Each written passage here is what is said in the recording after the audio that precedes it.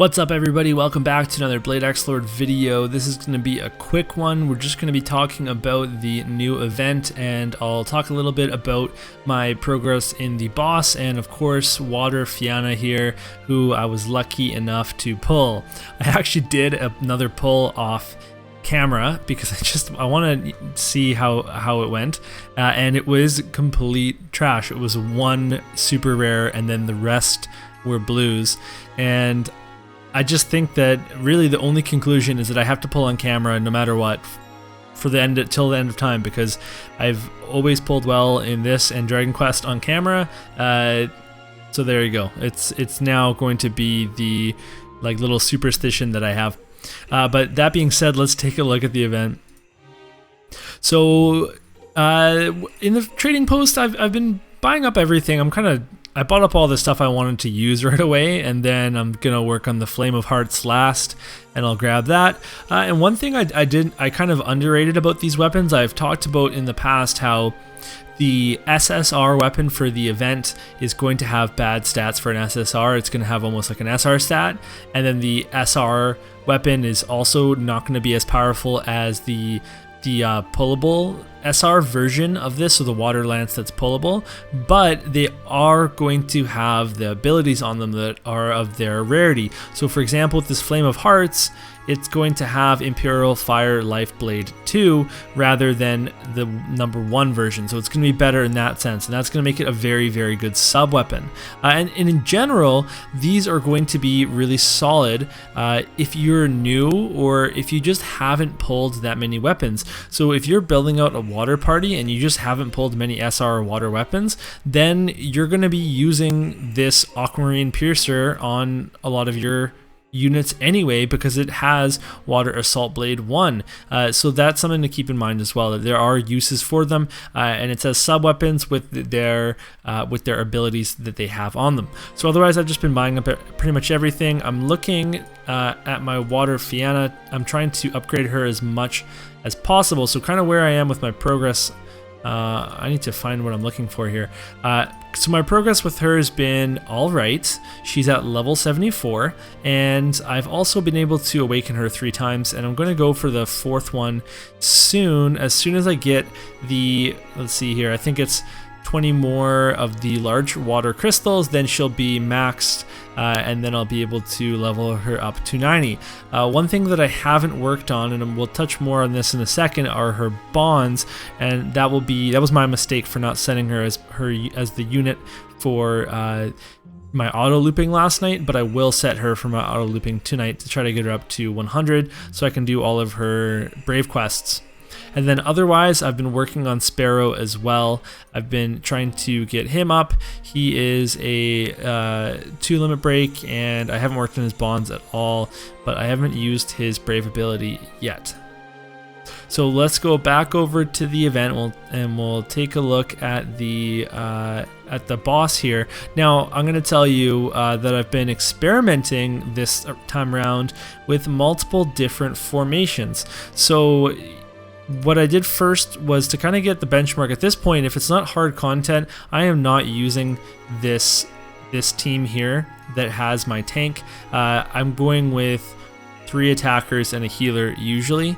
So here's my party with 3 attackers and my healer. So this is what I've been using for most content, and I use this as a benchmark to see how it would perform if I put water units into my party. So they have all light weapons, all light boosts, etc. And what I ended up working with was I did a bunch of attempts with this party, and I simply put Achel out, and I took Achel out and I put Water Fiana in. And I actually had Lieselot as my main because I wanted to soul burst with her, and so Fiana would be on this slot right here. And I ran a bunch of attempts with this party using Heathbell's brave ability, and then I ran some more attempts using Fiana's brave ability to see. So if you haven't seen it yet, her brave ability is pretty awesome. It allows you to greatly boost the attack, magic attack, and break of damage of all allies. So I did 5 tests where I used this in my first break and then Heath Bells to follow it up, and then in the second break I used just this Twinkling World, and then I did another 5 attempts where I would use this during the combat to try to break faster, and I compared my finish times, my max break damage, all these types of things across all the runs to see what would be valuable. And it's kind of interesting to see the results of that, considering that the Sparrow is low level. My Fiana she's pretty good at this point, but if you look at her weapons, you'll notice that for her, I don't have maxed weapons compared to my other party. So if this were actual, it would be full maxed weapons. And I compared all my results, and I'll kind of talk about what I found in a second here. But the other thing to consider is that I'm splitting my water bonus and my light bonus here as well. So I've got water bonus here for Fiana, and then I've got light bonus for everybody else. And I'm definitely going to do a few more attempts with light weapons here. I think the problem is I want to put bows, but Hein has the bows. And then if we look at the final party that I tested, that was with 2 water units. So I had Sparrow, I had Fiana, and then I had my other 2 breakers from light, or my other 2 damage dealers. And here again, if you look at the weapons, lucky to have 2 SSRs with Sparrow, but these 2 weapons, his sub weapons, they're not maxed. So, and he's only level 50. So there's definitely some weaker units here that I would expect to get even better results had they been fully leveled. So, and another big part of that is I'm testing out Fiana's Brave ability, and it's not even maxed yet. So that's something to consider as well. So I'm going to be working on those soon, and then I'll be doing some updated tests, hopefully if I can do so before the event ends, and kind of experiment more with mixing elements and parties. So with that being said, we'll quickly chat about my results here. Now, you're not going to be able to see the full thing, but I essentially made an Excel and tracked all of my data here. Let's see if I can line it up. You can see that I basically had a bunch of different party confirmations, and I took all the times, completion times, and everything. And basically what I was able to find is that this party right here that actually has the level 50 Sparrow, that was actually the fastest time. So that time, the fastest time I got was 1 minute and 15 seconds, and the next closest from any of the other formations was 1 minute 20 seconds. So this party was under 1 minute 20 with every single run. So the biggest difference was that Sparrow was breaking really quickly, and that allowed the party to finish quickly. And with every single party, I actually had to break the boss 2 times, which was actually better for my time, because as soon as you break them the second time, you use Heath Bell's Brave ability, and then that effectively stops the clock because the boss is dead, and then you can pummel on with the rest of your damage to get a high break value. Whereas with my light team, they were so strong that they would kill the boss before I could break them. And that was kind of interesting, so that I didn't get that second break with that party. So that being said, we're gonna run this team, and we're gonna go in and take a look at the boss itself for the event. Now, because I've been beating this boss so quickly, I don't know if I'm missing anything, because unlike Leviathan and unlike Xylarg, there's no special that you have to watch out for, and there's also no ads that I saw. At one point, I saw that it said like so-and-so has summoned his allies, and I've never once seen an ad show up during this fight, which is kind of interesting.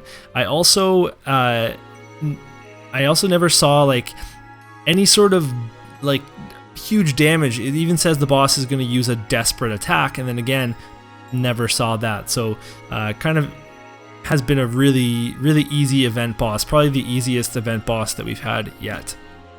But we'll take a look here kind of at how this run goes. I should have used the other party because I wanted to put Water Fiana as my main so that you could see her abilities a little more closely, but that's my bad. So I'm just going to pop these right at the beginning. I like to do that so it doesn't disrupt my the skill use down here, because whenever I use I've tried using his brave abilities at the end, and I've tried using them like spread out, and I just found the higher break values always come when you just get them out of the way right at the beginning, and then you're able to kind of like chain more. See, it says it's readying for a desperate attack, but I mean, no one is ever in danger here. I wonder if I could even run this without a healer. It's definitely a very easy fight. So we're gonna go for our second break in a second, and then we'll be able to hopefully stop the clock. You can see, so I'm gonna go Heath Bell right here. It's at 117, and then this should kill him, and because it killed him, the time is actually stopped at 117, and I missed a soul burst there, which is going to stop my break from getting as high as it could have gone. So my highest break was actually with this team as well. I was able to get into the 800,000s. I got, let's see here, my highest break of all was 857,000. So you can see my best time there as well at the top. So that being said, really same stuff as usual. Play this event. You want to be auto looping your event quests at night, and then doing the boss quest for the milestone rewards, buying out the shop, getting ready for the next deck of trials for the next night's order. And in terms of the event itself, the story, it was an interesting story. It was kind of a weird one, but I mean, I just, having now playing more mobile games, I really do appreciate how Blade XLord has so much story to offer, and it's more entertaining to me than any other game that I've played, and that includes War of the Visions, which I really like, and I almost hate that I'm saying that, but War of the Visions doesn't give you very much, and even stuff like Exos Heroes that just came out. I've been playing a little bit, but I have not been able to engage with the story in that game because one, it's so poorly translated, but two, it's not that interesting. So I really do want to give props to Blade XLord for that.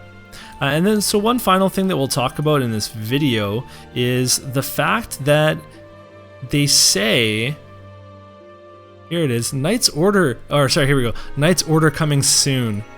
And by soon, they actually mean next week. So it's not going to come out for another week till June 9th, which gives us a lot of time to prepare for this. And I think that that's something that we're really going to want to do. So for me, that means I have 1 week to max my water units or get them as close as possible. So I'm definitely going to be working on that. Water Fiana I want to max before that event, so I can have hopefully as much of an advantage as possible.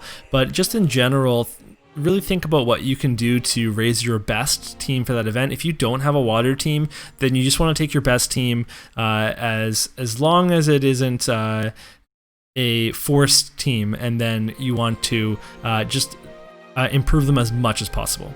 So that being said, this video is over. So please let me know what you thought in the comments below, and if it was useful to you. And if you don't mind subbing to the channel and throwing a like at the video, I really appreciate that as well. So thank you very much for watching, and we'll see you next time. Thank you so much for watching this video.